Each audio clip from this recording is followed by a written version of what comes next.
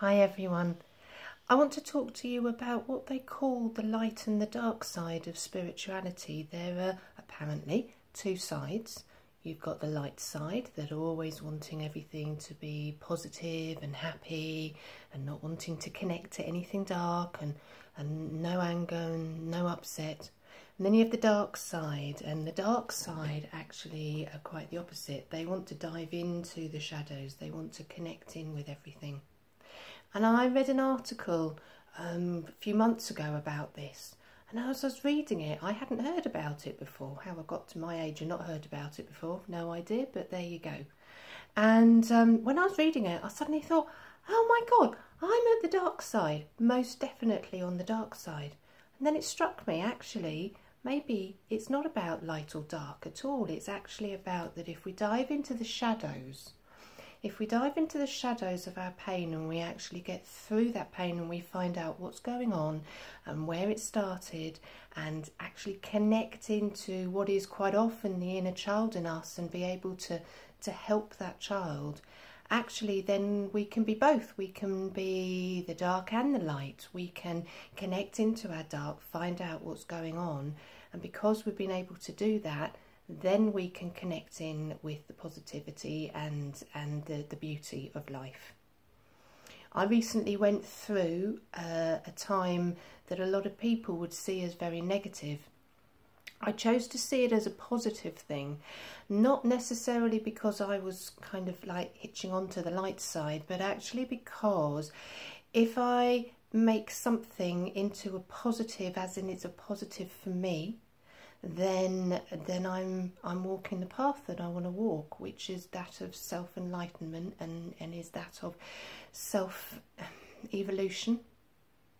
So within that, I'm wondering, while you're listening to all of this, that it's starting to sound like actually if we dive into those side of things that we would rather ignore and we'd rather not listen to, and we would rather just distract ourselves from, that actually if we do that, when we come out the other side, then we can connect into the light. And through doing that, every single thing that we go through in life, even the stuff that is feeling really, really dreadful, it's okay that it's feeling dreadful, because if we dive into that dreadfulness, then we learn about ourselves and we learn about everything that we're going to be.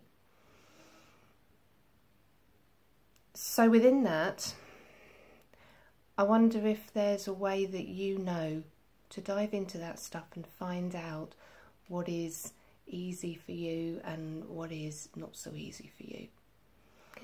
And sometimes the stuff that's not so easy is the stuff that's worth looking into. So how I find that I do this is I can literally find the feeling in my body, connecting with that feeling, and then take it back. In hypnotherapy, it's called regression to cause. It's what I do with my clients an awful lot, and many other ways that aren't hypnotherapy but actually work with the same thing is about regression to cause.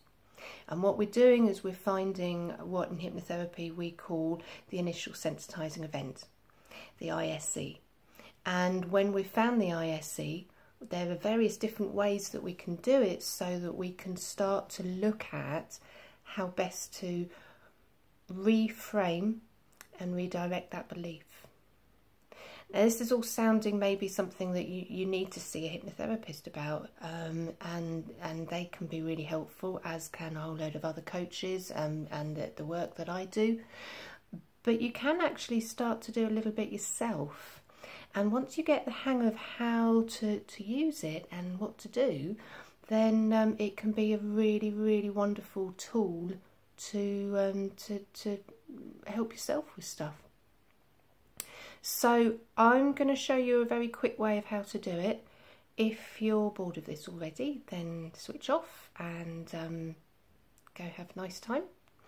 And if you want to listen to this, then what I recommend you do is just to get yourself comfortable maybe switch this off now and put it on pause and go and sit on the sofa and get yourself comfy, and I'll just show you a little way to help yourself with this. And the more you do this, the better you get at it, and the more you practice, the easier it becomes.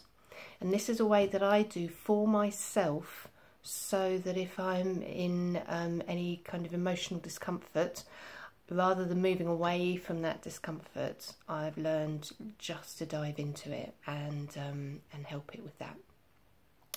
So if you found somewhere comfortable to be and warm, that's the other thing, then I'm just going to get you just to close your eyes for a bit and just concentrate on your breathing for a bit.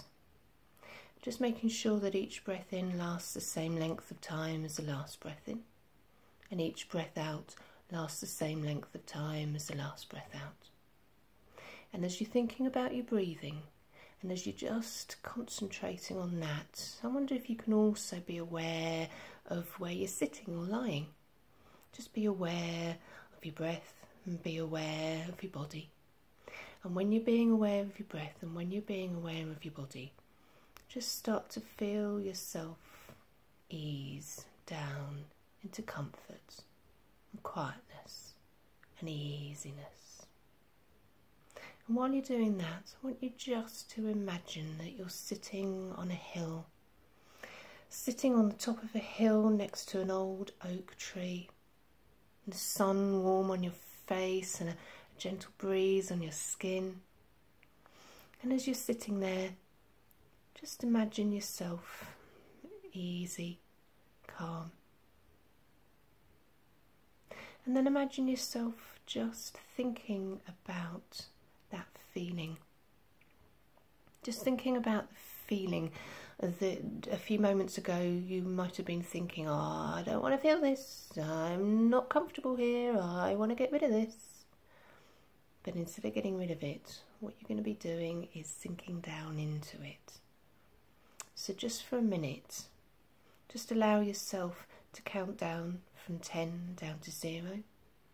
You can imagine steps, you can imagine anything you like, pathway, steps down through the tree, the branches, the roots, blades of grass, flowers, butterflies, whatever feels right. And just start counting yourself down with each out breath, just so that you can connect into yourself easily. 10, just sinking down into comfort. 9, just easy, calm. 8, just imagining yourself on that wonderful hillside. 7, relaxing even more now.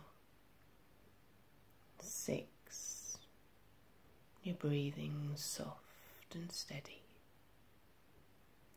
5, halfway down, feeling really good.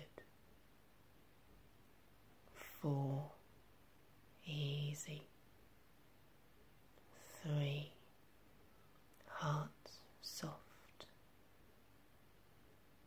2, relaxing deeper. 1, all the way down just to that wonderful, comforting, relaxing place. Your breath steady, and your heart slow, and your body relaxing. And as you're just in that place, again be aware of that feeling. Be aware of that feeling in your body, that discomfort that you had. And you think maybe back to the time that you had it. It might have been something that happened today. It might have been something that happened yesterday or last week. And it created a feeling in your body. And it's to understand that that feeling, your body's known that feeling before. That feeling has been around before. And as you allow yourself to just remember that feeling, And you can start asking yourself some questions. And you can ask yourself, when have I thought of this before? When have I felt like this before? And as you're starting to sit in that feeling, as you're allowing yourself to start to feel it, if the tears flow, if it starts to flow up, if it starts to feel as if it's going to start to escape through tears, then do. And it might be that that feeling is one that you remember. You can start taking yourself back through the years, back through your adulthood, your teenage years, back through into your childhood. And just allow whatever memory to come up. Doesn't matter what it is. And it might be that you can watch that memory. You can watch it as though you're an observer. It might be that you can see that child that you once were in that particular memory. And it might be that you can see what belief they created at that point. And within that, it might be that you might want to put your arms around that child. You might want to really hold that child. You might want to tell that child that they have survived this experience, whatever has happened.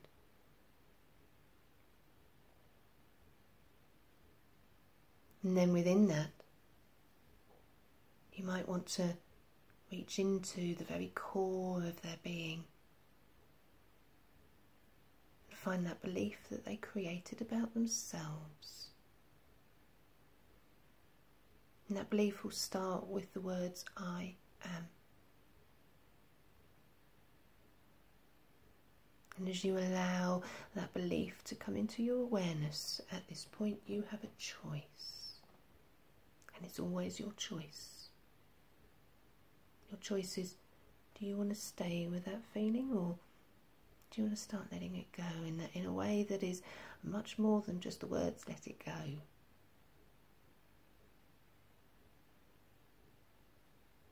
And as you think about that, from an adult's point of view, you can tell that child what you see going on now. It might be that what you see in that experience, watching it from the place of the observer, watching it from the place of the adult, it might be that actually that child was doing the best they could with what they had, but somehow they were seeing it from a child's point of view because they were a child.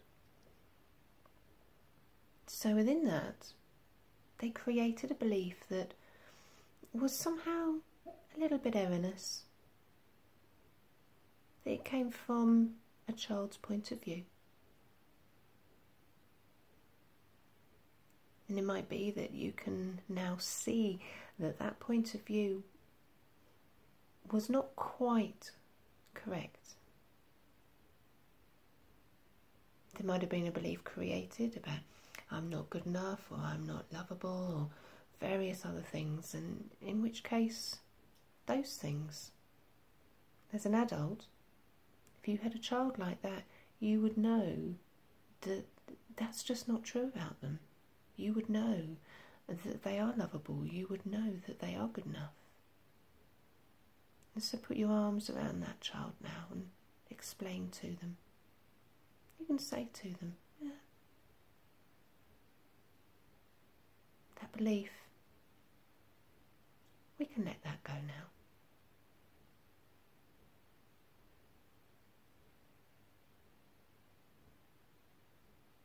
And then you think about what belief you would like that child to believe about themselves.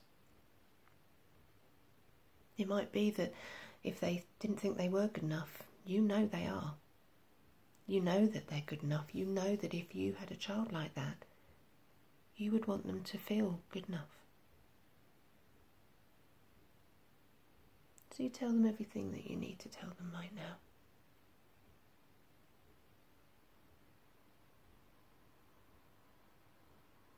And just very gently Let them turn into a beautiful, bright, white light. Put them into your heart. And that feels so good. And they feel safe, loved, at one with the universe and the source. Everything somehow just feels right. And then holding that child safe in your heart, you can walk back up the stairs. And as you count from 1 to 10, when you get to 10, you'll be able to open your eyes and connect into that feeling and find that it's a little bit less, and you're coming back from this journey with a new sense of perspective. 1, 2, 3, 4, 5, halfway up, 6, 7, 8, 9, 10. Wiggle your fingers, wiggle your toes, stretch your arms and legs, open your eyes. Hi. That's kind of what I do when I have needing to deal with an image, deal with an emotion, deal with a feeling. That's what they call being on the dark side of spirituality. And yet, if you get into a habit of using this kind of self-inquiry and you start to find out about yourself, it's not the dark side. It turns into the light side quite easily after a while. I hope some of that's helped a little bit, and if you've got any questions or anything, put them in the comments, and if I'm Skyping my accounts, I'll answer. Okay, you take care. Bye.